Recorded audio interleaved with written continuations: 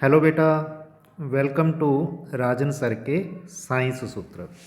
बेटा, इस चैनल को बनाने का पर्पज़ क्लास 6, 7, 8, 9 और 10th की साइंस का जो सिलेबस होता है, विज्ञान का जो सिलेबस है, उसे अच्छी तरीके से बच्चों को समझाना है। ठीक है। इस चैनल में हम हर एक क्लास के जो लेक्चर्स हैं, मतलब चैप्टर्स हैं, उनके लेक्चर रिकॉर्ड करके आपके साथ शेयर कर रहे हैं। साथ में उनकी प्रैक्टिकल एक्टिविटीज़, साथ में उनके जो टेक्स्ट बुक क्वेश्चंस हैं फुली सॉल्व्ड और पीडीएफ भी प्रोवाइड कर रहे हैं। और इसके साथ ही टेस्ट की फैसिलिटी यहाँ पे है। और जो बच्चे कंपटीशन की तैयारी कर रहे हैं, अलग अलग जॉब में अप्लाई कर रखा है या एंट्रेंस टेस्ट में जो कंपटीशन की तैयारी कर रहे हैं, तो उनको भी हम प्रिपेयर करने के लिए यहाँ पे एमसीक्यूज़ फॉर्म में साइंस की तैयारी करवा रहे हैं। तो हमारा चैनल सब्सक्राइब करें। चलिए अभी स्टार्ट कर रहे हैं क्लास 6 का 3rd lesson, fibre to fabric. बेटे, Paheli and Wujo won the first prize in the science quiz competition held at their school. They were very excited and decided to use the prize money to buy clothes for their parents. कहते हैं कि जी पहेली और बूझो वो अपने school में science quiz competition में फ़र्स्ट आए हैं, उन्हें कुछ प्राइज़ मिला है और उन्हें सोचा कि उस प्राइज़ से वो अपने पेरेंट्स के लिए, अपने माँ बाप के लिए कुछ कपड़े खरीदेंगे। When they saw a large variety of cloth material, they got confused. The shopkeeper explained that some clothes or fabric were cotton and some were synthetic. लेकिन जब वो मार्केट में गए तो वो कंफ्यूज हो गए, क्योंकि शॉपकीपर ने बताया कि कपड़े कई किस्म के होते हैं। कुछ कपड़े जो है कॉटन से बने हुए होते हैं और कुछ सिंथेटिक होते हैं, मैन मेड होते हैं, प्लास्टिक टाइप मटेरियल से बने हुए होते हैं। ही also had woollen mufflers and shawls. उसके पास जो वुलन मफलर और शॉल भी हैं, वुलन मतलब ऊनी कपड़े भी हैं। ठीक है। जो शीप की जो होती है ना, वो उसकी जो फ्लीस होती है उससे बने हुए होते हैं। There were many silk saris as well. उसके पास बहुत सी सिल्क की साड़ीज़ भी थी। Paheli and Boojho felt very excited. Paheli और बूजो काफ़ी एक्साइट हुए। They touched and felt these different fabrics. उन्होंने सारे फैब्रिक्स को टच करके देखा और उनमें डिफरेंस महसूस किया। Finally they brought A woollen muffler and A cotton sari. और अंत में उन्होंने अपने पेरेंट्स के लिए एक तो मफलर खरीद लिया और एक कॉटन की साड़ी ले ली। After their visit to the cloth shop, Paheli and Boojho began to notice various fabrics in their surrounding. इस विज़िट के बाद पहेली और बूजो ने अपनी सराउंडिंग में जो भी अलग अलग किस्म के फैब्रिक्स थे, कपड़े थे, उनको नोटिस करना शुरू कर दिए।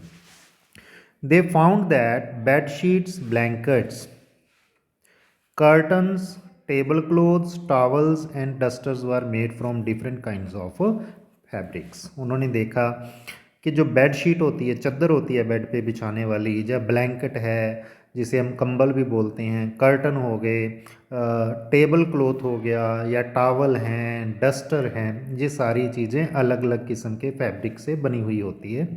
Even there school bags and gunny bags were made from some kind of fabric. जो उनके स्कूल बैग थे और जो गनी बैग जो होते हैं जिसमें शुगर वगैरह आती है, पटसन से जो बने हुए होते हैं, वो भी अलग अलग फैब्रिक्स के बने हुए थे।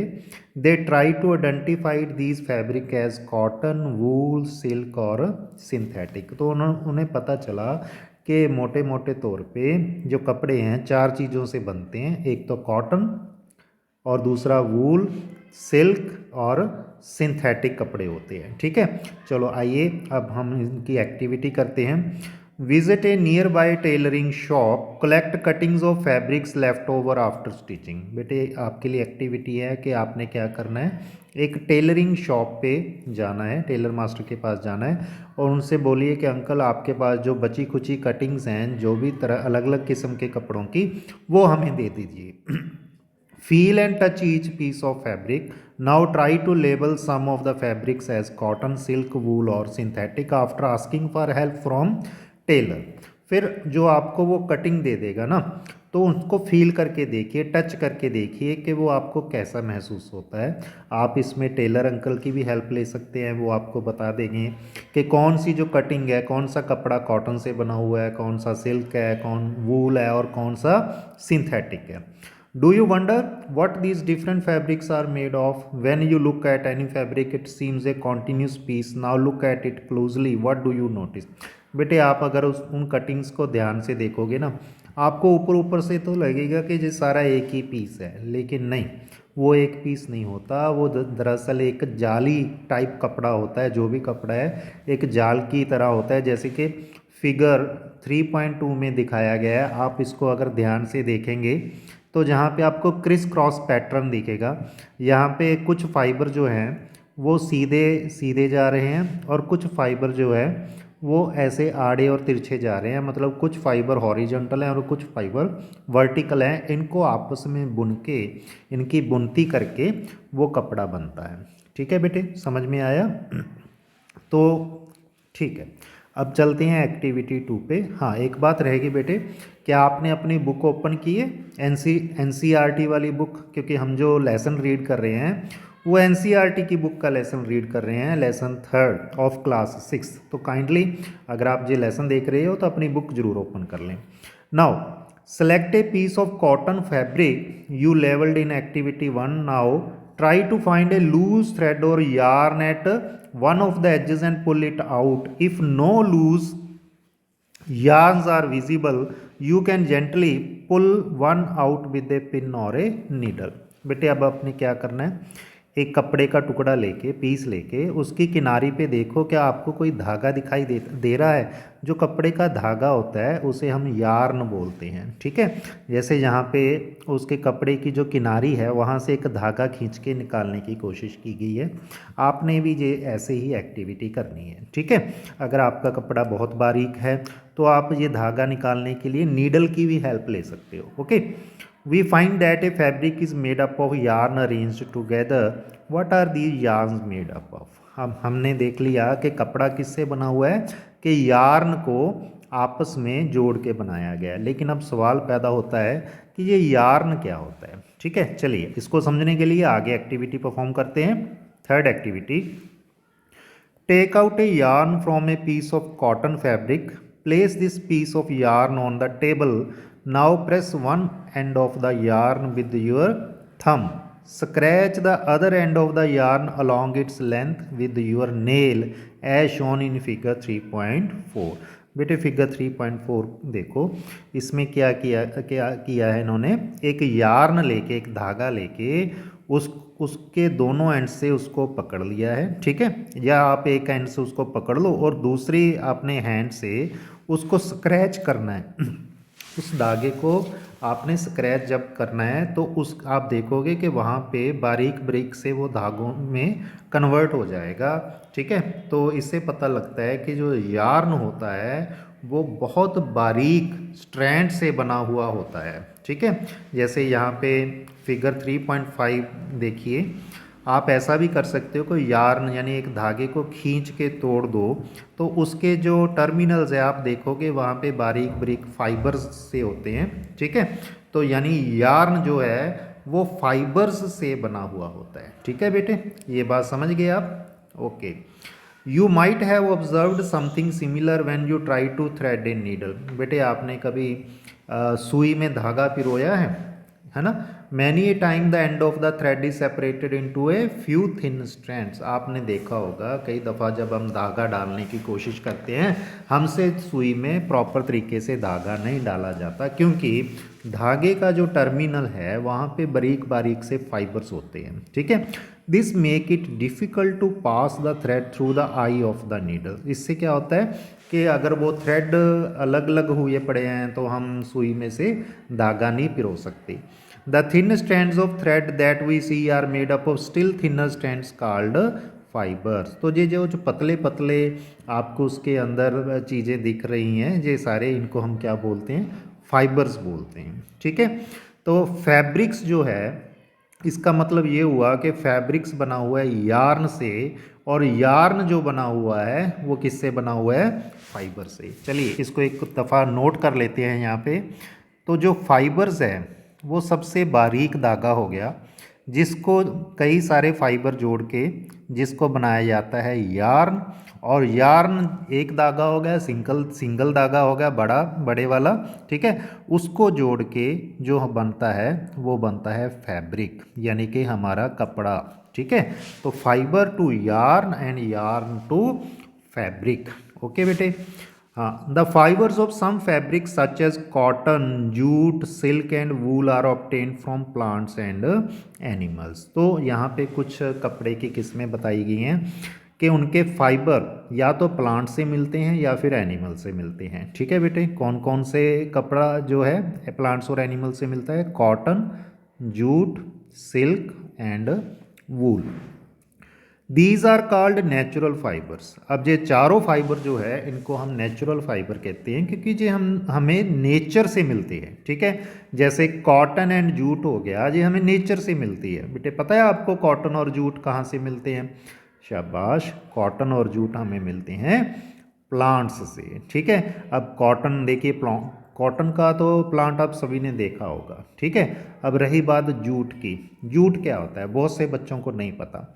जूट को बेटे हम हिंदी में बोलते हैं पटसन, ठीक है। और जूट की बोरियां, जिसे कुछ लोग कट्टे भी बोलते हैं, वो चीज़ बनती है जिसमें कि कई किस्म का मटेरियल स्टोर करने के लिए रखा जाता है। जैसे वीट है, कनक है, जो कनक को हम जूट के बैग्स में स्टोर करके रखते हैं, ठीक है। अब आपके ध्यान में आया, बहुत से स्कूलों में, अभी भी बहुत से स्कूलों में जूट का जो टाट होता है वो यूज़ किया जाता है, जिसे जूट की दरी भी बनती है, टाट बनता है, ये सारी चीज़ें जूट से बनी हुई होती हैं, ठीक है। और जूट का प्लांट होता है। अब दूसरी बात है वूल एंड सिल्क। ये दो ऐसे फाइबर्स हैं जो एनिमल से मिलते हैं, ठीक है। वूल जिसे हम ऊनी कपड़ा बोलते हैं, सिल्क जो रेशमी कपड़ा हो गया। अब वूल हमें कहाँ से मिलती है? वूल is obtained from the fleece of sheep और गॉट। तो जो वूल है वो हमें शीप और गॉट की जो फ्लीस होती है, फ्लीस समझते हो आप? उसके जो बाल होते हैं ऊपर उगे हुए उसकी स्किन के ऊपर, उसे हम फ्लीस बोलते हैं, ठीक है। It is also obtained from the hair of rabbits, yak and camel. हाँ जी, शीप और गॉट के अलावा हमें ये फ्लीस कहाँ से मिल सकती है? रैबिट, याक और कैमल से, ठीक है। Silk fibre is drawn from the cocoon of silk worm. अब बात आ गई सिल्क फाइबर की। सिल्क फाइबर रेशम का जो धागा है वो कहाँ से मिलता है? सिल्क वॉर्म के ककून से। बेटे इसके कीड़े होते हैं, रेशम के कीड़े हम उनको बोलते हैं सिल्क वॉर्म। अब वो कीड़े ना अपने आले दुआले, अपने मतलब इर्द गिर्द एक कवच बना लेते हैं जिसे हम ककून बोलते हैं। उस ककून के में से धागा निकलता है और उसे हम रेशम बोलते हैं, ठीक है जी। For thousands of years natural fibres were the only ones available for making fabrics. In the last 100 years or so fibres are also made from chemicals. अब बता रहे हैं कि जो शुरू में हज़ारों साल तक ये नेचुरल फाइबर जो हैं इन्हीं का इंसान उपयोग करता रहा है, यूज़ करता रहा है।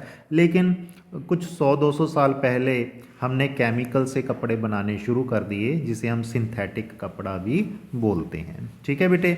बेटे यहाँ पे बूजो के मन में एक डाउट आया कि जी मैं Boojho has seen in the museum item like the one shown here, these were worn by warriors, he wants to know if these are made of some kind of fibre. बेटे बूजो ने किसी म्यूज़ियम में देखा था, तो जो लोग पहले लड़ाई लड़ते थे, सिपाही होते थे या सैनिक होते थे, वो ऐसे ही कुछ कवच पहन के जाते थे। आपने भी देखा है ऐसा कवच, ठीक है। तो क्या आप बता सकते हो कि ये कवच किस चीज़ से बना हुआ होता था? अगर आपको पता है तो नीचे कमेंट बॉक्स में ज़रूर बताएं, ठीक है बेटे। ओके, नाउ जो हम बात कर रहे थे कि शुरू में जो फाइबर्स हैं वो नेचुरल फाइबर हम यूज़ करते थे, लेकिन कुछ 100 साल पहले हमने केमिकल से बने हुए कपड़े इस्तेमाल करने शुरू कर दिए। यानी कि ये ऐसे कपड़े थे जो ना तो प्लांट से बने हुए होते थे और ना ही एनिमल से बने हुए होते। तो इनको हमने क्या कहना शुरू कर दिया? Synthetic fibres. अब सिंथेटिक फाइबर्स होते हैं जो फाइबर इंसान ने बनाए हों, फैक्ट्री में बनाए हों, उन्हें हम सिंथेटिक या इसको हम मैन मेड फाइबर भी बोल सकते हैं, ठीक है बेटे। कौन सा फाइबर है जी? ये मैन मेड फाइबर, ठीक है। अब इसकी एग्जांपल कौन सी है मैन मेड फाइबर की? पॉलीएस्टर हो गया जी, नाइलॉन हो गया और एक्रिलिक हो गया। बेटे पॉलीएस्टर, पॉलीएस्टर से तो ज़्यादातर कपड़े पॉलीएस्टर से ही बनते हैं, जैसे हमारी पैंट शर्ट होगी उसमें पॉलीएस्टर होता है। वैसे कुछ कपड़े प्योर कॉटन के भी होते हैं, लेकिन ज़्यादातर पॉलीएस्टर के कपड़े बने हुए होते हैं, देखने में हमें कॉटन जैसे ही लगते हैं। हाँ, तो दूसरी चीज़ है नाइलॉन। अब नाइलॉन एक किस्म की प्लास्टिक ही है, ये भी बहुत से कपड़ों में यूज़ होती है। नाइलॉन से जैसे हमारी सॉक्स वगैरह हैं ये चीज़ें बनती हैं, विंड शीटर हो गए, रेन कोट हो गए, इन सभी में नाइलॉन होता है। और फिर कुछ एक्रिलिक, ये भी एक किस्म का प्लास्टिक मटेरियल है, इससे भी बहुत से क्लोथिंग मटेरियल जो है वो तैयार होता है।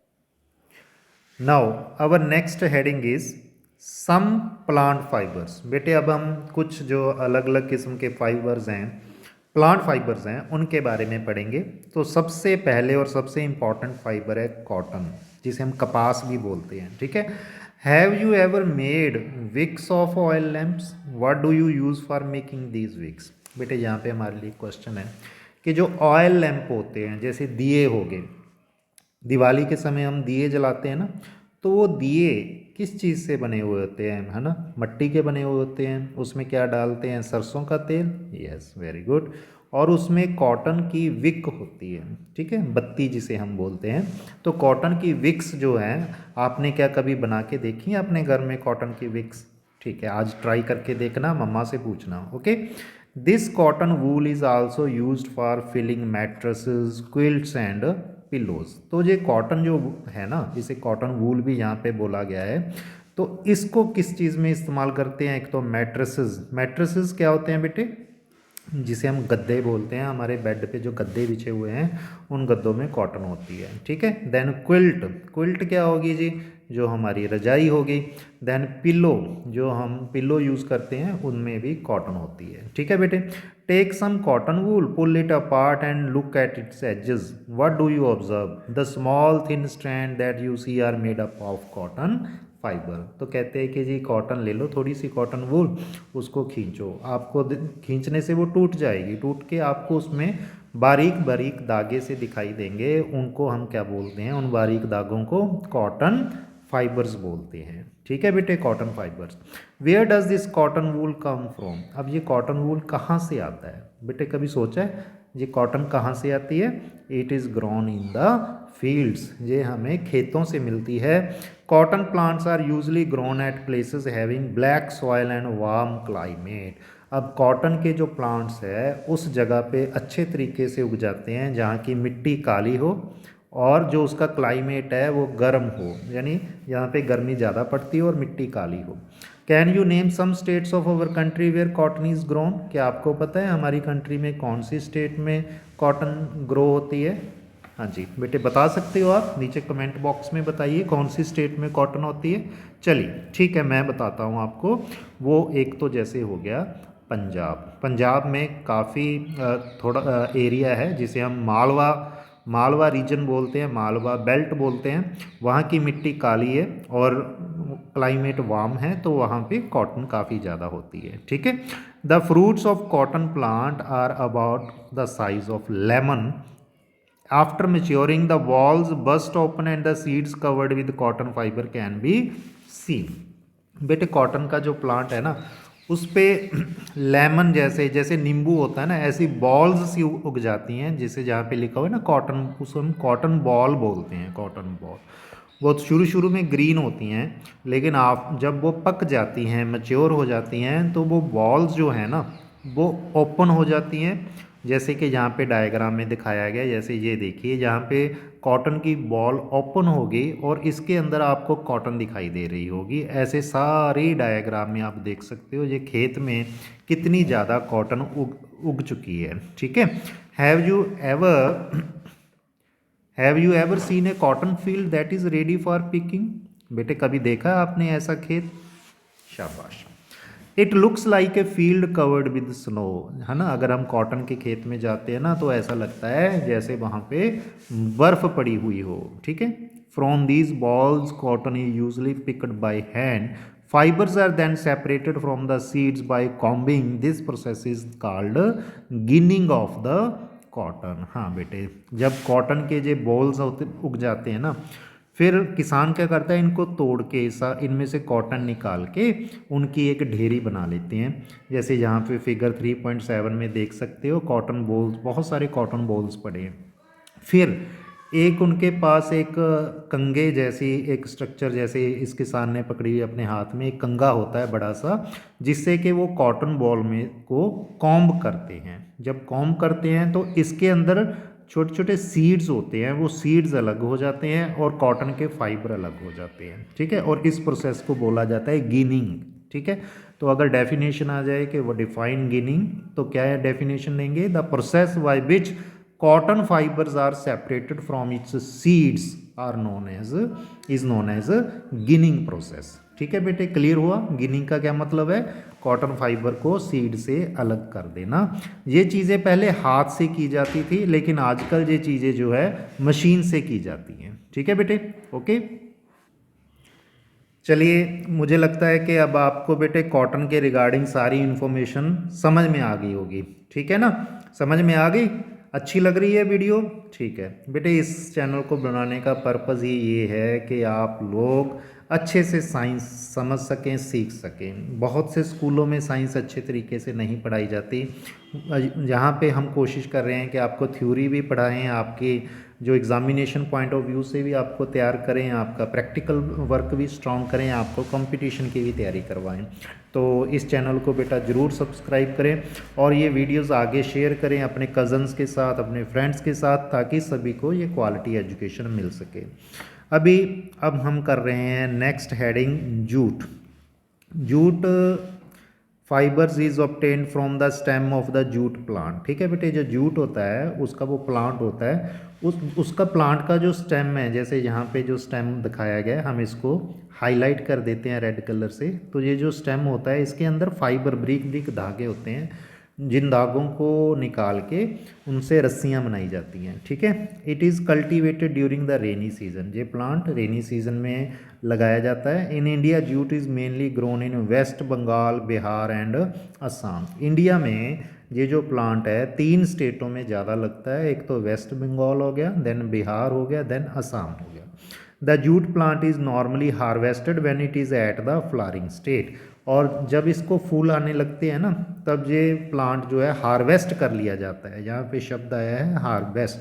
हार्वेस्ट का मतलब इसको काट लिया जाता है। ठीक है, the stems of the harvested plants are immersed in water for a few days. फिर उसके बाद इसका जो स्टेम है, ये वाला स्टेम जिसे हमने हाईलाइट किया था, इसको इमर्स कर दिया जाता है। इमर्स मीन्स उसको डुबो दिया जाता है। किस में डुबो दिया जाता है? वाटर में, कुछ दिनों के लिए।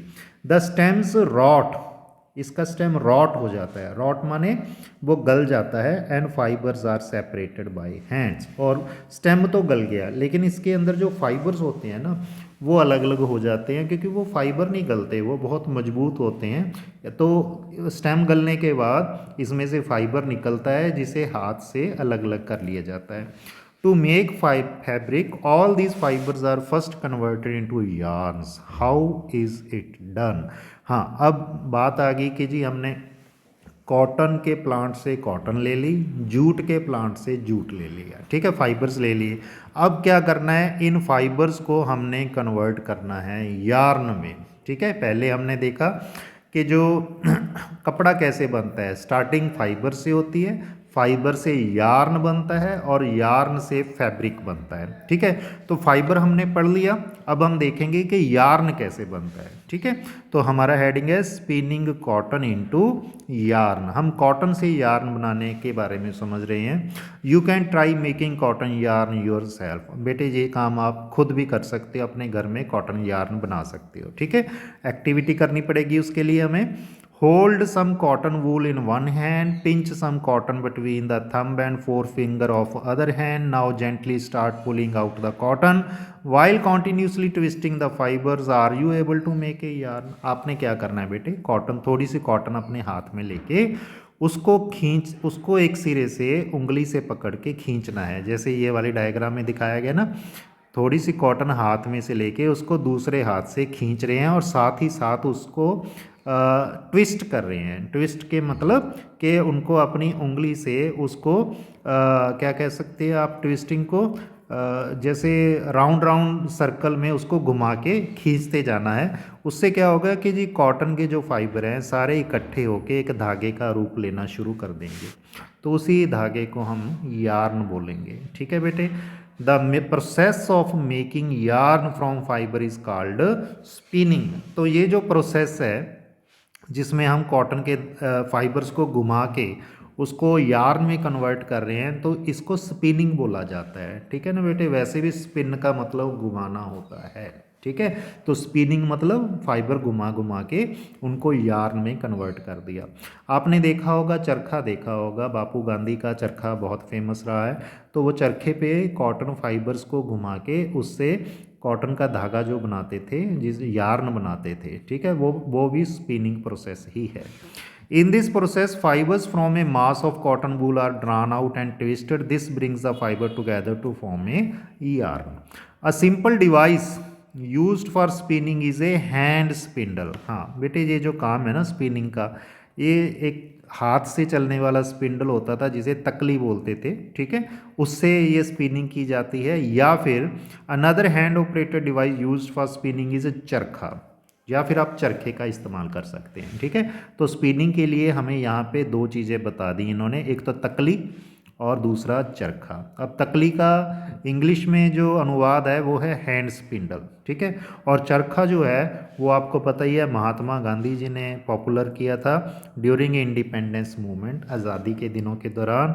उन्होंने लोगों को बोला था कि जी हमें अपने घर में कपड़े बना के खुद अपने घर के बने हुए कपड़े पहनने चाहिए, अंग्रेज़ों के कपड़ों का हमने बाईकाट करना है। ठीक है। तो जो कॉटन के बने हुए कपड़े होते हैं उन्हें हमने खादी का नाम दिया। ठीक है। और इम्पोर्टेड जो क्लोथ मेड थे उनको शन किया, अवॉइड किया कि हमने ये कपड़े नहीं पहनने, क्योंकि वो कपड़े कहाँ से बने हुए थे बेटे, अंग्रेज़ लोगों की मिलों में बने हुए थे, कपड़े की मिल में बने हुए होते थे। ब्रिटेन जो होते थे अंग्रेज़, उनकी मिल में बने हुए होते थे। To popularise and promote khadi, government of India constituted a body called Khadi and Village Industries Commission in 1956। तो 1956 में अपनी इंडिया की जो गवर्नमेंट थी उसने खादी और विलेज इंडस्ट्री कमीशन बनाया, जिसका मेन मकसद ये था कि लोगों को खादी के प्रति जागरूक करना है और खादी को प्रमोट करना है, ज़्यादा से ज़्यादा लोग ये खादी यानी कॉटन के बने कपड़े पहन सके। तो बेटे अब जहाँ पे ध्यान दीजिए ज़रा फिगर 3.11, इसमें क्या दिखाया गया है, एक चरखा। ठीक है। तो इस चरखे पे क्या हो रहा है, कॉटन वूल को स्पिन करके यार्न में कन्वर्ट किया जा रहा है। ठीक है। Spinning of yarn on large scale is done with the help of spinning machine. लेकिन आजकल ये जो प्रोसेस है ना तकली से किया जाता है ना चरखे से किया जाता है। आजकल तो बड़ी बड़ी फैक्ट्रियों में बड़ी बड़ी मशीनें हैं जिससे ये काम बहुत आसानी से और बहुत फास्टली किया जाता है। ठीक है बेटे, समझ में आया। फाइबर समझ लिए हमने, यार्न समझ लिए। अब नेक्स्ट स्टेप जो है वो है यार्न टू फैब्रिक। अब इस यार्न को यानी कि धागे को फैब्रिक में कैसे कन्वर्ट करें, कपड़े में कैसे कन्वर्ट करें, तो इसमें दो प्रोसेस मेन है बेटे। एक तो है वीविंग और दूसरा होता है निटिंग। ठीक है। Weaving and knitting. तो आइए पहले वीविंग के बारे में समझते हैं। In activity 2, you might have noticed that a fabric is made up of two sets of yarn arranged together. The process of arranging two sets of yarn together to make a fabric is called weaving. बेटे इसमें क्या होता है कि हम क्या करते हैं कि जी धागे के ना दो सेट बना लेते हैं। एक सेट तो ऐसे ऐसे वर्टिकल हो जाते हैं ऐसे धागे, ठीक है, और दूसरे हो जाते हैं इनमें हॉरिजॉन्टल धागे ऐसे करके पिरो देते हैं। ठीक है। तो इस चीज़ को, ऐसे धागों को परोना, इसे हम क्या बोलते हैं, वीविंग बोलते हैं। ठीक है बेटे, समझ में आ रहा है। वीविंग का मतलब कपड़े की बुनाई शुरू हो चुकी है, बुनती कर रहे हैं हम लोग। ठीक है। धागे से कपड़ा बना रहे हैं। अब यहाँ पे यही सेम एक्टिविटी आप कागज़ की शीट लेके भी कर सकते हो बेटे। मैं सीधा आपको ऐसे ही बता देता हूँ। इसमें क्या करना है, आपने कागज़ को ऐसे ना, कागज़ पे हॉरिजॉन्टल और वर्टिकल लाइनें लगा देनी है, जैसे यहाँ पे दिखाया गया है, हॉरिजॉन्टल लाइंस और वर्टिकल लाइन। फिर उनको काट लेना है लाइन से। ठीक है। काटने के बाद उनको उन उन ये जो शीट्स, कागज़ की शीट आपने काटी है, ये जो स्ट्रिप्स काटी हैं, उन स्ट्रिप्स को जैसे कि यहाँ पे फिगर सी में दिखाया गया है आपस में ऐसे ऊपर नीचे करके पिरो लेना है। ठीक है, जब ये सारी स्ट्रिप्स आपस में आप वीविंग कर लेंगे तो देखेंगे कि कागज़ से एक बहुत अच्छा डिज़ाइन, एक बहुत अच्छा पैटर्न बन गया है। और ऐसे ही कपड़े में होता है, जब आप कपड़े के धागों को ऐसे हॉरिजॉन्टली और वर्टिकली, ठीक है, वीव करते हो तो फाइनली एक शीट जैसा हमारे पास कपड़ा जो है तैयार हो जाता है। ठीक है, अब इस ये तो हो गया कि जी हम कैसे, हमें पता चलेगा कि कपड़ा कैसे बना हुआ है, हमने एक छोटा सा मॉडल तैयार कर लिया था। ठीक है, लेकिन यहाँ पे दिखाया गया है कि जी फिगर 3.13 में एक लेडी जो है कैसे कपड़े की बुनती कर रही है, बुनाई कर रही है। पहले पुराने समय में ऐसे एक घरों में मशीन लगी हुई होती थी जिसे लूम बोला जाता था। ठीक है, क्या बोला जाता था बेटे? लूम। अब यहाँ पे लेडी लूम को ऑपरेट कर रही है। इस पे आप देखोगे हॉरिजॉन्टल धागे हैं और इसको ऐसे वर्टिकली भी वो वीव कर रही है इस कंघे की सहायता से, कॉम्ब की सहायता से। तो ऐसे करके ये जो पीछे वाला हिस्सा है, ये सारा कपड़ा इसका तैयार हो चुका है, खादी का कपड़ा तैयार हो चुका है। ठीक है, चलिए पढ़ते हैं हम। यहाँ पे लूम के बारे में बताया गया है, the yarns are much thinner than paper strips, of course weaving of fabric is done on loom. हाँ, ऊपर हमने पेपर स्ट्रिप की सहायता से समझा, यहाँ पे कह रहे हैं कि जी जो कपड़े का कॉटन का यार्न होता है बहुत पतला होता है और उसकी वीविंग करने के लिए हम लूम्स का इस्तेमाल करते हैं। The looms are either hand operated और पावर ऑपरेटेड। ये लूम आप हाथ से भी चला सकते हो और मशीन से भी चला सकते हो, बिजली से भी चला सकते हो। ठीक है जी। हाँ, तो बेटे आपने एक वर्ड सुना होगा हैंडलूम। ठीक है, हैंडलूम। अब जहाँ पे हाथ की बनी हुई चीज़ें जो है, हाथ का बना हुआ कपड़ा, वो वाली मटेरियल, वो वाली आइटम जो हाथ के कपड़े की बुनती से बनाए गए हों उसे हम हैंडलूम बोलते हैं। समझ में आया? Okay, very good. तो अभी चलते हैं, next heading is knitting. Knitting क्या होता है जी? Have you noticed how sweaters are knitted? आपने देखा है आपके मम्मी या आपके नानी या दादी माँ कोई ना कोई घर में स्वेटर, कोटियाँ वगैरह बनाती हैं। In knitting a single yarn is used to make a piece of fabric. इसमें क्या होता है, नीटिंग में केवल एक किस्म का जो धागा होता है वो यूज़ किया जाता है कपड़ा बनाने के लिए। जैसे यहाँ पे नीटिंग का प्रोसेस है ना, यहाँ पे कोई वुलन कपड़े की नीटिंग हो रही है, दिखाया गया है। ठीक है, have you ever pulled the yarn from a torn pair of socks? What happens? A single yarn gets pulled out continuously as a fabric get an unravelled. हाँ बेटे, कभी आपकी सॉक्स फट जाती हैं तो उसमें से धागा सा निकल जाता है। जब हम धागा खींचते हैं तो वो सारी की सारी सॉक्स ही उधड़ जाती है। आपने देखा है ऐसा? The socks and many other clothing items are made up of knitted fabric. ऐसे कपड़े को जिसमें एक धागे को खींच के सारा कपड़ा उधड़ जाए उसे हम नीटेड फैब्रिक बोलते हैं, नीटेड क्लोथ बोल सकते हैं। Knitting is done by hand and also on machine. ये नीटिंग का जो प्रोसेस है ये हाथ से भी किया जा सकता है और मशीनों में भी किया जा सकता है। समझ में आया बेटे? तो यार्न से हमने फैब्रिक बनाना था, उसके लिए दो प्रोसेस हो गए। एक तो हो गया, कौन सा प्रोसेस था बेटे? शाबाश, वीविंग। और दूसरा प्रोसेस क्या था? नीटिंग। ओके, वीविंग में दो तरह के धागे यूज हो गए, हॉरिजॉन्टली एंड वर्टिकली। और नीटिंग में एक ही किस्म का धागा जो है वो हम यूज़ करते हैं। ठीक है, हाँ जी। अब पहेली जानना चाहती है कि जी कोकोनट के बाहर भी कुछ फाइबर्स होते हैं। कोकोनट का जो फ्रूट होता है ना, उसके बाहर बहुत से फाइबर होते हैं, कोकोनट फाइबर। क्या बेटे वो भी कहीं पे काम आते हैं वो फाइबर्स? हाँ जी। हाँ, अगर आपको पता है कोकोनट फाइबर कहाँ पे काम आ रहा है तो नीचे कमेंट बॉक्स में बेटे ज़रूर कमेंट करें, हमें पता चले कि आप कितना सीख रहे हैं, आपको कितना समझ में आ रहा है। ठीक है बेटे, okay. Now next thing is history of clothing material. अब इसमें have you ever wondered what materials people used in ancient times for clothes? It appears that in those time people use the bark and big leaves of trees और animal skins and furs to cover themselves. बेटे पुराने समय में ना, बहुत पुराने समय में जब इंसान जंगलों में रहते थे, गुफाओं में रहते थे, तब तब कपड़े की खोज नहीं हुई थी, तब वो क्या पहनते थे। तो यूजली इंसान अपने शरीर को ढकने के लिए या तो बड़े बड़े पत्ते होते थे पेड़ों के, उससे ढक लेते थे, या जानवरों की जो स्किन होती है उससे अपने आप को ढक लेते थे। ठीक है। After people began to settle in agriculture community, they learn to weave twigs and grass into mats and basket. Vines, animal fleece or hair were twisted together into long strand. These were woven into fabrics. लेकिन फिर बाद में जब इंसान ने तरक्की की, जंगलों में से निकल के उसने छोटे छोटे गांव बसाले, खेती बाड़ी करनी शुरू कर दी, तो उसने सीख लिया कि कैसे घास फूस को, टहनियों को आपस में जोड़ के उनके मैट्स बनाए जा सकते हैं, या कैसे उनसे टोकरी बनाई जा सकती है। जो वाइन्स होती हैं, वाइन्स का मतलब जो पतली पतली बेलें होती हैं, है ना, पौधों की जो बेल होती है उससे, या फिर एनिमल फ्लीस जो जानवरों की जो फ्लीस होती है, या फिर उनके बाल हैं कहने के लिए, तो उनको जोड़ के कैसे धागे बन सकते हैं, ये बाद में सीखा। These were woven into fabric, और इनसे फैब्रिक बनाने लगा। द अर्ली इंडियंस वोर fabric made up of cotton. शुरू शुरू में जो इंडिया के निवासी थे उन्होंने कॉटन का इस्तेमाल करना शुरू कर दिया। That grew in the region near the river Ganga, और गंगा नदी के किनारे जो लोग रहते थे वो कॉटन का इस्तेमाल करते थे। अब दूसरी बात आ गई फ्लैक्स।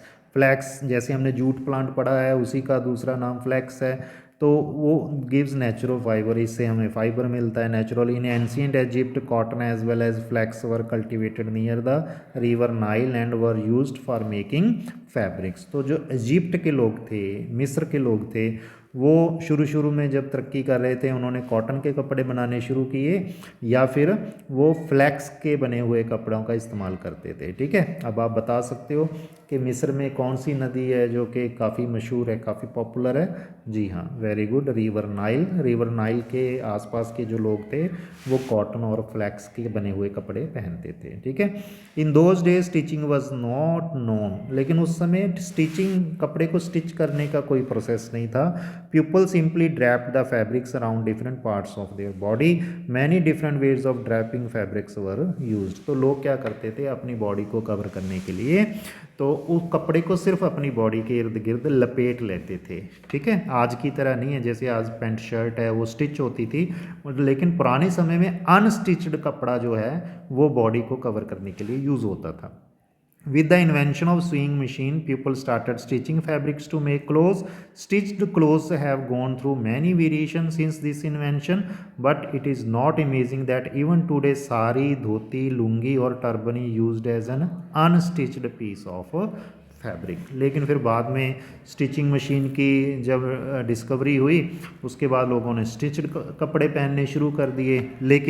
लेकिन बेटे आज भी कुछ कपड़े ऐसे हैं जो अनस्टिच फॉर्म में ही हम पहनते हैं। ठीक है। कौन कौन से कपड़े जो अनस्टिच्ड पहने जाते हैं? वो एक तो साड़ी होगी, धोती होगी, लुंगी होगी, या फिर टर्बन होगी, पगड़ी हो गई। ठीक है। तो ये सारे कपड़े जो है आज भी अनस्टिच्ड ही हम पहनते हैं। Just as there is a large variety in the food eaten all over the country, a large variety exist also in fabric and clothing item. ठीक है ना बेटे। तो जैसे इंडिया में या सभी पूरी दुनिया में खाने पीने की आइटमों का कोई मतलब बेहिसाब चीज़ है, वो उसका कोई अंत ही नहीं है, उसी तरीके से जो कपड़ा है उसकी वैरायटी, ठीक है, इसका भी आज कोई मतलब बहुत ज़्यादा वैरायटी है, तरह तरह की आज चीज़ें बन रही हैं और लोग पहन रहे हैं। ठीक है। तो अभी लास्ट में आके इन्होंने हमें प्रोसेस बता दिया है कि कॉटन रोल्स, कॉटन बॉल्स जो थी ना, कॉटन वूल भी आप बोल सकते हैं, कॉटन वूल से हमने उसको ट्विस्ट करके फाइबर बनाए। ठीक है। उस प्रोसेस को हमने क्या नाम दिया? गिनिंग, है ना, सॉरी, कॉटन जो हमें खेतों से मिली उसमें से सीड अलग कर दिए, कॉटन फाइबर अलग कर दिया, और उसे क्या नाम दिया? गिनिंग। फिर वो फाइबर को ट्विस्ट करके, स्पिन करके, उसकी स्पिनिंग करके हमने उसको किस में कन्वर्ट कर दिया? यार्न में। ठीक है। और यार्न को बाय नीटिंग और बाय वीविंग हम किस में कन्वर्ट कर सकते हैं? फैब्रिक में। ठीक है। तो बेटे जब भी फैब्रिक की बात हो, फैब्रिक का मतलब आप समझे कपड़ा। ठीक है। और यार्न की बात हो तो आप उसको धागा समझ सकते हैं, फाइबर की बात हो उसको ब्रीक धागा समझ लें। ठीक है। तो बेटे यहाँ पे हमारा लेसन कंप्लीट होता है। इस लेसन के जो ये जो कीवर्ड हैं इनकी डेफिनेशंस के लिए आप हमारी नेक्स्ट वीडियो देखें, ठीक है। उनमें हमने ये सारी डेफिनेशन दी गई हैं। और उसके बाद इस लेसन के जो क्वेश्चन हैं, एक्सरसाइज क्वेश्चन, ये वाले सारे क्वेश्चन भी हम नेक्स्ट वीडियो में आपसे डिस्कस करेंगे, आपको समझाएंगे, और साथ में इसकी PDF भी डाउनलोड करने के लिए आपको प्रोवाइड करेंगे डिस्क्रिप्शन बॉक्स में, ठीक है। उम्मीद है बेटे आपको वीडियो अच्छा लगा होगा। तो बेटे ठीक है, अब आप इसको लेसन को रीड करें, सारी इंपॉर्टेंट चीज़ें याद करें, और किसी चीज़ के और किसी और चीज़ के बारे में समझना है तो नीचे कमेंट बॉक्स में भी आप लिख सकते हो। Okay, thank you, bye.